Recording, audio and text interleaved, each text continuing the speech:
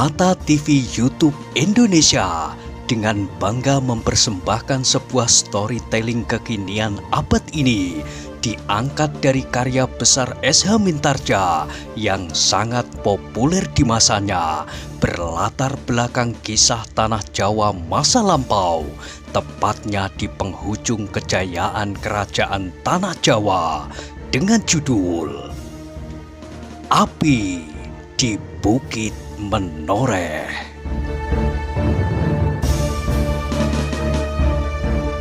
Pada kesempatan yang sangat baik ini, kita masuk pada episode yang ke-121.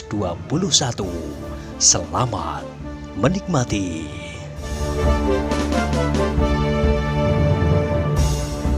Pada episode sebelumnya telah diceritakan, Suto Wijoyo mengangguk-anggukkan kepalanya. Jawabnya, "Terima kasih, tetapi sayang, aku sudah berjanji untuk menemuinya besok pagi." "Kau dapat membatalkannya? Mungkin kau perlu minta maaf kepadanya, atau kau segera meninggalkan Kadembangan ini kembali ke Sangkal Putung. Argojoyo adalah seorang yang sakti. Mungkin ia mampu menyamai Untara, senopati Pajang di daerah di sekitar Gunung Merapi." Suto Wijoyo mengerutkan keningnya. Untara adalah seorang yang tanggon.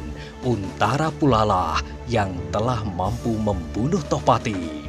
Tetapi ia pun pernah maju berperang, bahkan langsung melawan Haryo Penangsang. Meskipun ia tidak pasti bahwa ia akan dapat memenangkan pertempuran besok, namun bukanlah wataknya untuk meminta maaf dan belas kasihan atau lari dengan diam-diam meninggalkan janji jantan. "Aku adalah Suto Wijoyo," katanya di dalam hati. "Alangkah aib namaku dan nama ayahku kalau aku tinggal gelanggang ke Colong Pelayu. Aku harus memenuhi janji itu."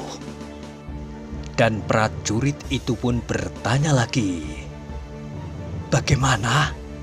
Aku sayang melihat kemudaanmu, menilik kedua adik-adikmu, maka kalian masih akan jauh berkembang. Mungkin 5 atau 10 tahun lagi kau akan berjumpa kembali dengan Argojoyo, dan kau akan menebus malumu kali ini." "Terima kasih," Suto Wijoyo mengulangi. "Aku terpaksa menemuinya besok." Prajurit itu pun menarik nafas. Ketika ia berpaling, dilihatnya Haspodo dan Trapsilo pun menjadi tegang pula. Tetapi mereka berdua tidak berkata sepatah kata pun. Hanya Demang yang masih muda itulah yang kemudian mencoba menasihati pula. "Dengarkan nasihat itu. Tak seorang pun yang mengenal kalian, sehingga nama kalian tidak akan tercemar karenanya. Berbeda akibatnya jika nama kalian adalah nama yang telah mengumandang setidak-tidaknya di daerah sekitar ini, maka kalian pasti akan mempertahankan harga diri kalian masing-masing. Tetapi kalian akan lebih sayang pada nyawa kalian daripada nama kalian yang belum dikenal itu."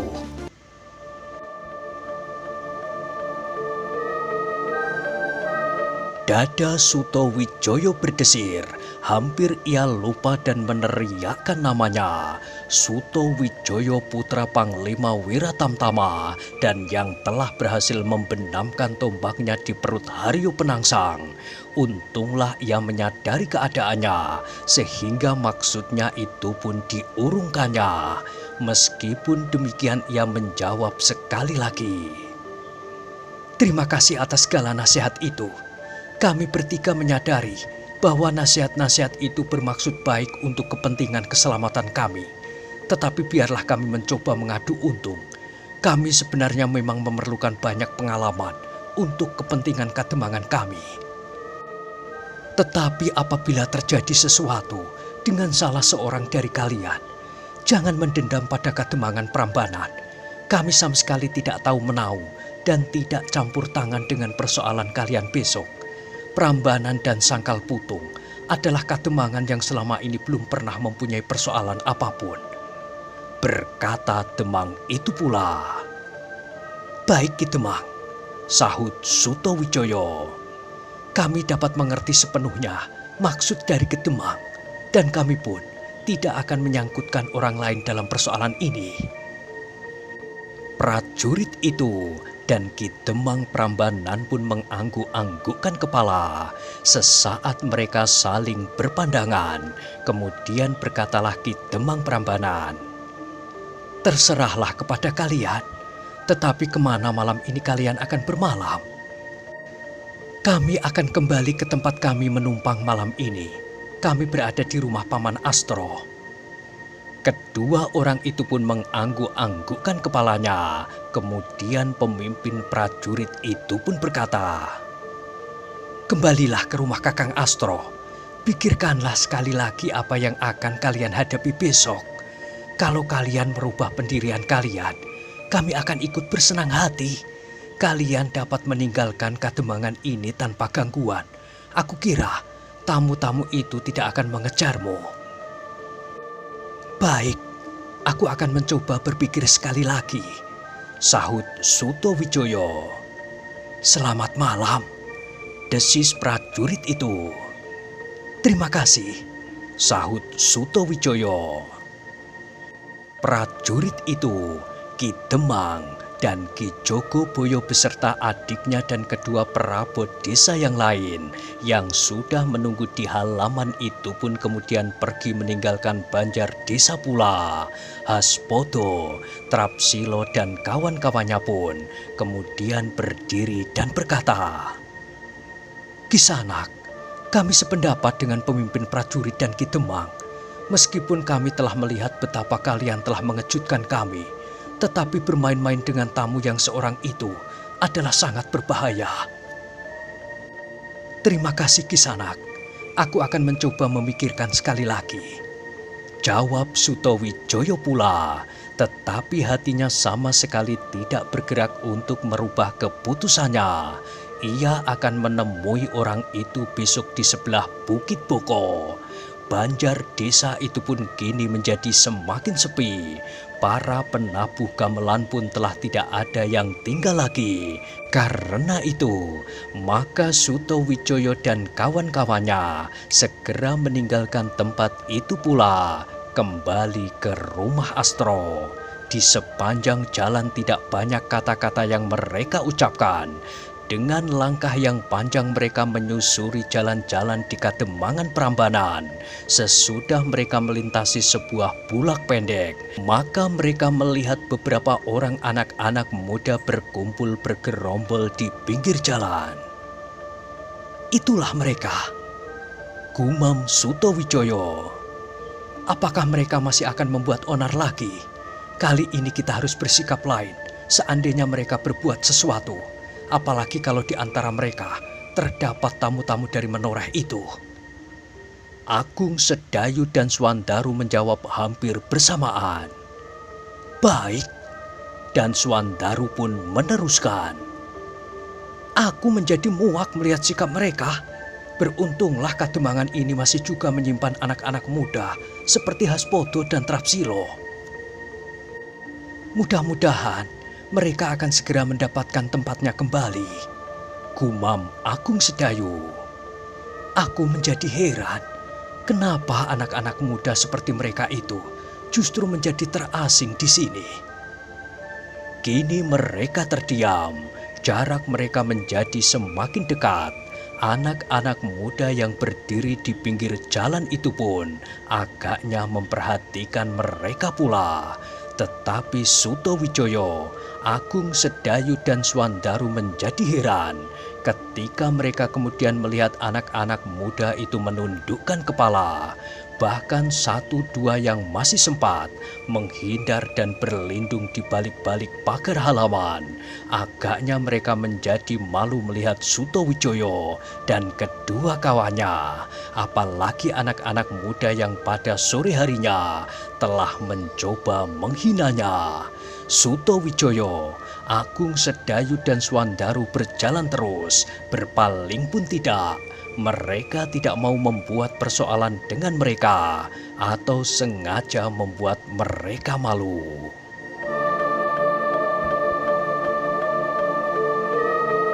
Ketika kemudian mereka menengadahkan wajah mereka, mereka melihat bintang gubuk benceng telah jauh condong ke arah barat. Tanpa sesadarnya Agung Sedayu berkata, "Kita sudah hampir sampai ke ujung fajar." Suto Wijoyo mengangguk-anggukkan kepalanya, gumamnya, "Waktuku tinggal sedikit. Pada saat fajar menyingsing, aku harus sudah berada di sebelah barat pegunungan Boko. Aku kira kita tidak akan pergi sendiri. Aku kira banyak anak-anak muda yang ingin melihat perkelahian itu." "Iya," sahut Agung Sedayu. "Terpaksa," desis Suto Wijoyo. "Aku tidak dapat menghindarinya." Kedua kawannya tidak menjawab dan Suto Wijoyo berkata terus, "Tetapi aku ingin singgah, meskipun hanya sebentar di rumah Paman Astro. Syukurlah kalau Paman Astro telah menyediakan minuman hangat. Aku sangat haus."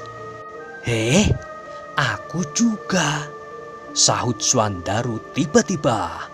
"Aku agaknya terlalu lama menari tayub di pendopo, meskipun tanpa diiring gamelan."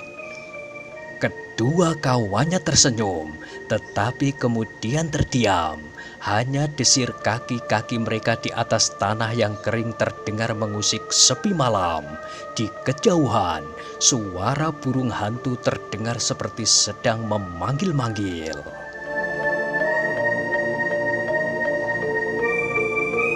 Ketika kemudian mereka memasuki halaman rumah Astro, maka mereka bertiga itu pun terkejut. Dengan terbungkuk-bungkuk Astro menyambut mereka sambil berkata, "Mari, Nger, mari, silahkan masuk ke rumah paman yang jelek ini." Suto Wijoyo mengerutkan keningnya. Sikap orang tua itu tiba-tiba berubah. Tetapi sebelum ia bertanya, apakah sebabnya, Astro telah berkata, "Hehehe, aku sudah mendengar apa yang telah Angger lakukan di pendopo dari kedua anakku. Sungguh luar biasa. Angger telah mengejutkan seluruh anak-anak muda Prambanan. Bahkan anak-anak yang paling disegani pun tidak akan dapat menyamai Angger sekalian. Angger Haspodo dari Sembojan, Angger Trapsilo dari Tlogo Kembar. Menurut anak-anakku, mereka tidak akan dapat menyamai Angger-Angger ini. Apalagi aku mendengar bahwa Angger Sutojiyo akan bertanding pagi nanti di sebelah Bukit Boko." Ketiga anak muda itu tersenyum. Tanpa disengaja Suto Wijoyo bertanya, "Di manakah kedua putra paman itu?" "Mereka bersembunyi, Nger. Mereka merasa malu." "Mudah-mudahan masih ada rasa malu pada anak paman. Dengan demikian, paman masih mempunyai harapan bahwa putra-putra paman akan menjadi sadar bahwa apa yang mereka lakukan bukanlah sikap mereka yang sewajarnya. Mereka telah terbius oleh suatu keadaan yang tidak dapat mereka mengerti." Iya, Nger. Mudah-mudahan," berkata orang tua itu. "Tetapi, marilah masuk. Marilah, bibimu telah menyediakan sekedar minuman hangat." "Terima kasih, Paman."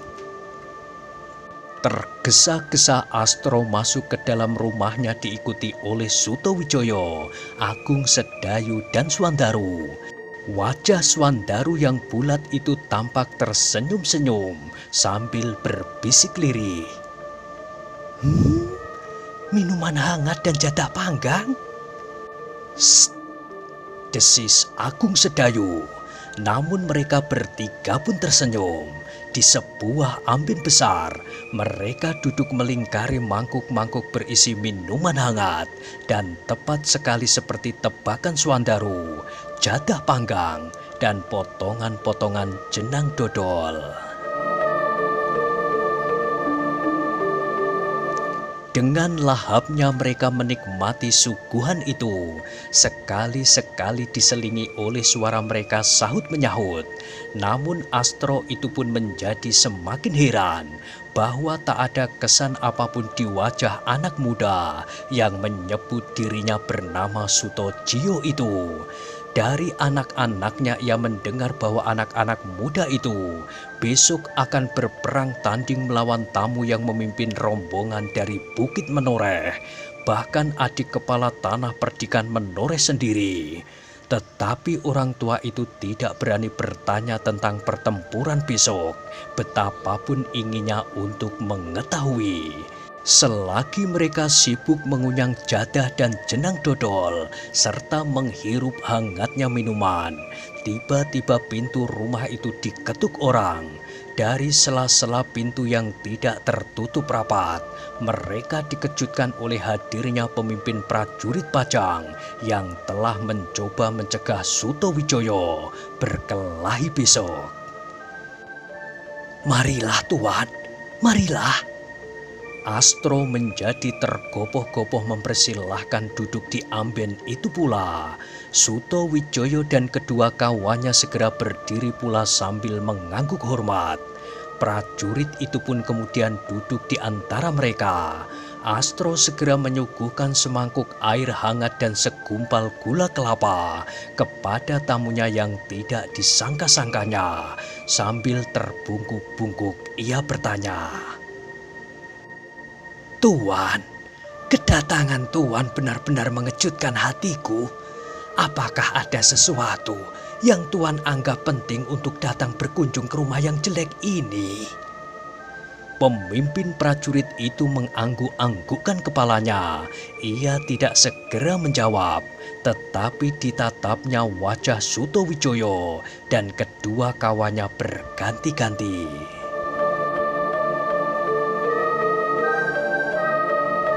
Namun dalam sekejap itu, Sutowijoyo dan kedua kawannya pun segera dapat melihat betapa besar pengaruh para prajurit Pajang di Prambanan. Mereka ditakuti oleh setiap orang dan dengan demikian maka mempunyai kekuasaan yang cukup besar. Agung Sedayu dan Swandaro pun melihat sikap Astro dan sikap prajurit itu. Hubungan mereka agak berbeda dengan sikap setiap prajurit di Sangkal Putung. Hubungan antara para prajurit dan penduduk Sangkal Putung tampak jauh lebih akrab. Kekuasaan Widura pun sama sekali hanya terbatas pada segi-segi keprajuritan untuk menghadapi kekuatan Tohpati pada waktu itu. Demang Sangkal Putung sama sekali tidak merasa terganggu oleh kekuasaan yang diemban oleh pemimpin Wiratamtama itu. Bahkan keduanya saling isi-mengisi dengan sangat serasi. Agaknya berbeda dengan kedudukan Demang dan penduduk Prambanan di mata prajurit yang bertugas di tempat ini. Semuanya telah menyimpang dari kewajaran, desis Sutowijoyo di dalam hatinya. Ia tahu benar sikap ayahnya, Panglima Wiratamtama. Namun kadang-kadang tidak semua prajurit merupakan cermin dari sikap panglimanya. "Astro," kemudian terdengar pemimpin prajurit itu berkata, "Aku datang kemari untuk menemui ketiga tamu-tamumu, anak-anak muda dari Sangkal Putung ini." "Oh," sahut Astro sambil membungkuk-bungkuk. "Silahkan Tuan, silahkan." Pemimpin prajurit itu menarik nafas, kemudian kepada Sutowijoyo ia berkata, "Aku tidak dapat melupakan persetujuanmu dengan tamu-tamu dari Menoreh itu. Begitu aku mencoba berbaring untuk beristirahat, segera aku menjadi cemas, bahkan semakin lama menjadi semakin cemas. Aku tidak tahu kenapa aku berperasaan demikian. Aku sudah mencoba berpikir bahwa kau bukan sanak, bukan kadangku.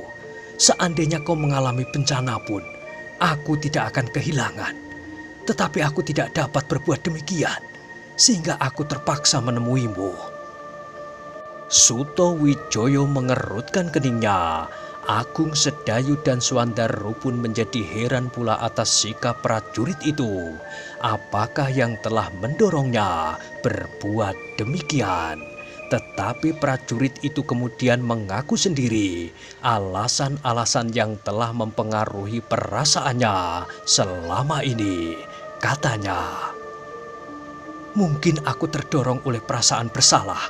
Selama ini aku tidak dapat melakukan tugasku sesuai dengan garis-garis yang telah diberikan oleh Senopati daerah lereng Merapi, Ki Untara. Bukankah Ki Untara sekarang berada di sekitar Sangkal Putung? Mungkin aku cemas apabila terjadi sesuatu dengan kalian di Prambanan dan berita itu sampai ke telinga Ki Untara, seolah-olah aku tidak berbuat apa-apa di sini."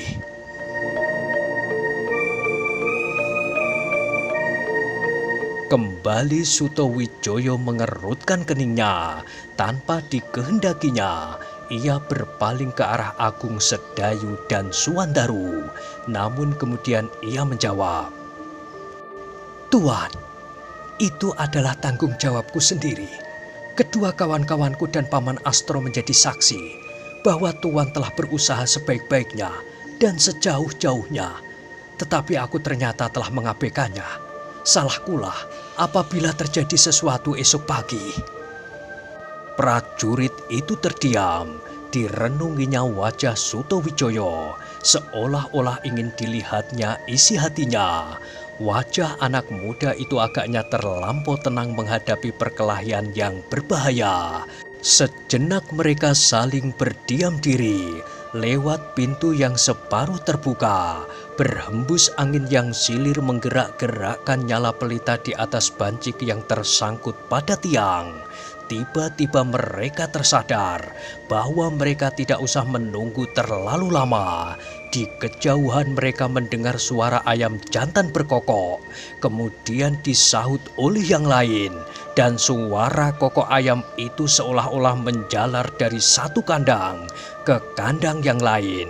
Bahkan ayam-ayam jantan yang bertengger di pepohonan pun menyahut pula dengan suara nyaring. "Hampir fajar," desis prajurit itu. "Kesempatan terakhir bagi kalian."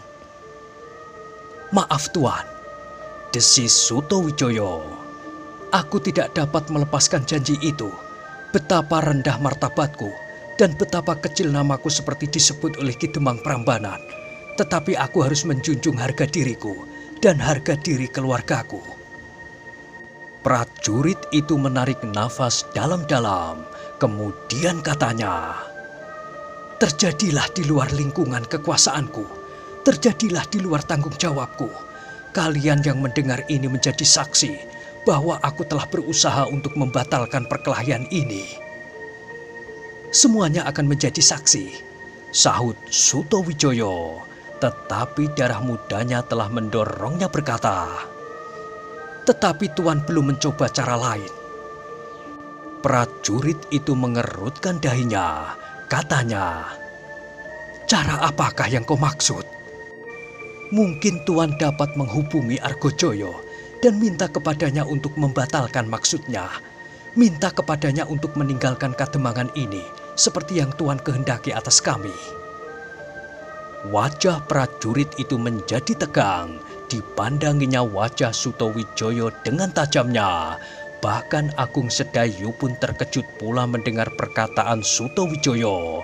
Hanya Suwandarulah yang tersenyum-senyum di dalam hati. Baginya perkataan Sutowijoyo itu masih terlampau berhati-hati. Namun bagi Agung Sedayu, apa yang diucapkannya itu sebenarnya tidak perlu. Apalagi ketika Agung Sedayu melihat wajah prajurit itu menjadi tegang. Tetapi meskipun demikian, meskipun Sutowijoyo melihat juga kerut-merut di wajah prajurit itu, ia sama sekali tidak menyesal.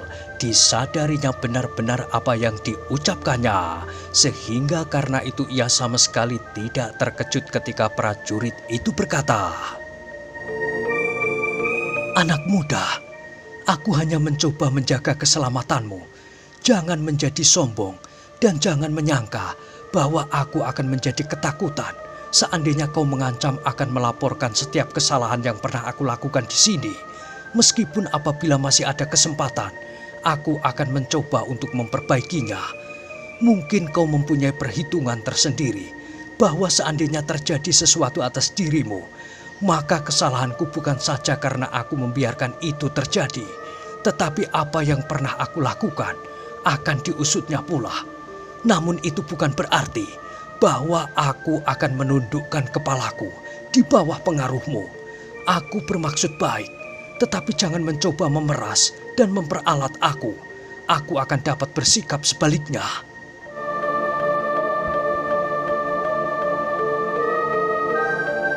Swandaru mengerutkan keningnya mendengar jawaban itu. Sedang dada Agung Sedayu menjadi berdebar-debar. Apalagi Astro yang tidak tahu ujung pangkal pembicaraan mereka menjadi sangat ketakutan. Namun wajah Sutowijoyo sendiri sama sekali tidak berubah. Dengan tenang ia berkata,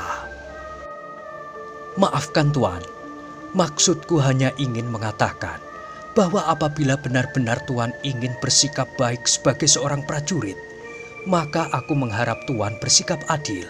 Kalau Tuan menawarkan kebaikan hati kepada kami, maka apakah salahnya hal yang serupa Tuan berikan pula kepada tamu-tamu dari Menoreh itu? Apakah benar kata kawan-kawanku bahwa kau telah menghina kami, para prajurit Pajang di Prambanan?" "Tidak, Tuan," sahut Sutowijoyo cepat-cepat, tetapi ia masih tetap tenang. "Sekali lagi aku minta maaf. Aku menyadari maksud Tuan, tetapi aku menyadari juga bahwa sikap Tuan tidak adil terhadap kami dan para tamu itu. Mungkin karena mereka datang dengan tanda-tanda kebesaran mereka sebagai seorang adik dari kepala tanah perdikan yang besar, sedang kami datang sebagai anak-anak gembala yang lusuh. Tetapi jangan salah paham Tuan. Kami hanya ingin mengatakan bahwa kami sudah terlanjur menganggap bahwa kami tidak kurang selapis pun dari tamu-tamu dari Bukit Menoreh itu. Itulah sebabnya kami berusaha untuk menjumpainya nanti di sebelah Bukit Boko." "Terserahlah kepadamu. Kau sudah mulai menyombongkan dirimu sebelum kau berbuat sesuatu." "Aku hanya ingin mencoba membesarkan hatiku sendiri, Tuan. Aku menyadari bahwa setiap orang menganggap bahwa lebih baik bagiku untuk menghindari perkelahian besok selain mereka yang ingin melihat dadaku berlubang oleh ujung tombaknya. Tuan memang bermaksud baik, dan karenanya sekali lagi aku mengucapkan terima kasih. Tetapi sikap Tuan itu telah memperkecil hatiku. Maaf Tuan, aku harap Tuan mengerti supaya aku tidak menggigil pada saat aku melihat ujung tombaknya. Namun tak ada niatku untuk lari dari janji yang telah aku ucapkan."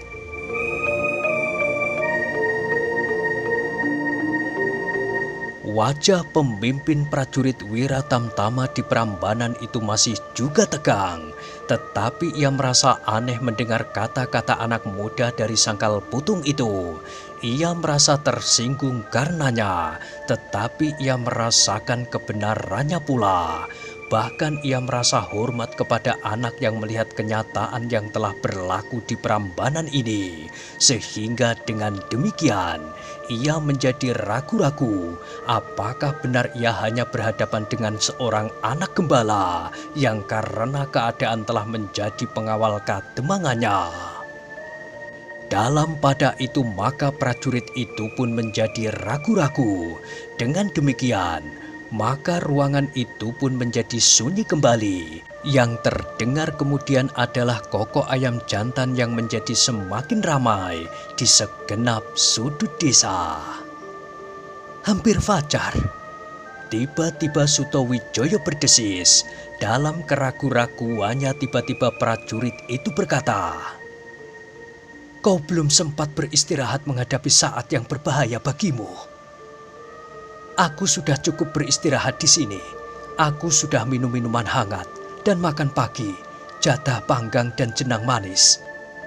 Prajurit itu tidak menjawab. Sejenak ia termenung. Kemudian terdengar ia berkata, "Aku akan melihat apa yang terjadi. Aku kira Di sebelah barat Bukit Boko pagi ini akan menjadi sangat ramai dikunjungi orang. Mereka ingin melihat punggungmu dipatahkan atau dadamu menjadi berlubang. Tetapi aku tidak bertanggung jawab. Mudah-mudahan terjadi sebaliknya. Punggung tamu itulah yang akan aku patahkan dan dadanya lah yang akan berlubang. Kau terlalu sombong. Tidak, Tuan, sahut Sutowijoyo. Sudah aku katakan, aku hanya ingin membesarkan hatiku sendiri. Prajurit itu memandangi wajah Sutowijoyo dengan seksama. Tiba-tiba ia sadar bahwa wajah itu sama sekali bukan wajah seorang gembala atau anak padesan Sangkal Putung. Tetapi ia tidak tahu bagaimana ia harus mengatakannya. Tiba-tiba ia berkata, "Apakah kau memerlukan senjata? Lawanmu akan mempergunakan sebuah pusakanya yang berbahaya, sebatang tombak pendek. Kalau kau perlukan, kau dapat memakai pedangku." "Terima kasih," sahut Sutowijoyo. "Aku mempunyai senjataku sendiri." Dada prajurit itu berdesir, tetapi ia berdiam diri. Ketika suara ayam jantan menjadi semakin ramai, maka berkatalah Sutowijoyo, "Aku tidak ingin terlambat. Lebih baik aku datang lebih dahulu. Aku akan berangkat segera." "Angger," Astro yang sejak tadi berdiam diri tiba-tiba berkata, "Apakah Angger tidak dapat mengurungkan perkelahian itu? Aku telah mendengar pula dari anak-anakku bahwa Angger akan melakukan perang tanding pagi ini." Sutowijoyo tersenyum. Jawabnya, "Sayang Paman, doakan saja aku selamat." Sutowijoyo pun segera minta diri untuk memenuhi janjinya, pergi ke sebelah barat Bukit Boko di tepi Sungai Opak. Wajah Astro yang tua itu pun kemudian memancarkan perasaan cemasnya. Sorot matanya menjadi suram dan gelisah. Bahkan pemimpin prajurit itu pun tertegun-tegun, dicekam oleh perasaan tak menentu. Namun terdengar Sutowijoyo berkata tegas, "Aku akan berangkat." Kepada Agung Sedayu dan Swandaru ia berkata, "Marilah. Aku tidak mempunyai waktu lagi." Agung Sedayu dan Swandaru tidak menjawab. Segera mereka turun dari amben bambu yang besar itu dan mengipas-ngipaskan kain mereka. Prajurit itu pun tiba-tiba berkata, "Aku akan pergi bersama kalian." "Terima kasih," sahut Sutowijoyo yang kemudian sekali lagi minta diri kepada Astro. "Kami akan berangkat, Paman."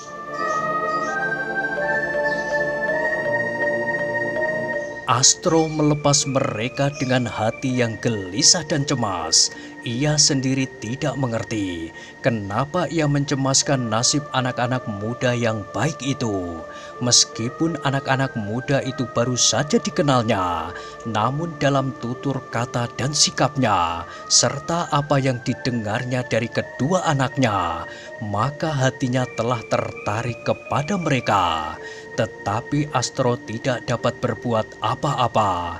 Ia hanya dapat memandangi langkah-langkah yang tetap dari ketiga anak-anak muda itu bersama pemimpin prajurit Pajang di Prambanan meninggalkan halaman rumahnya.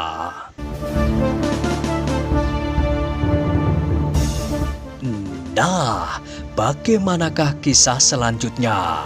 Silahkan ikuti terus kisah Api di Bukit Menoreh pada episode berikutnya. Sampai jumpa.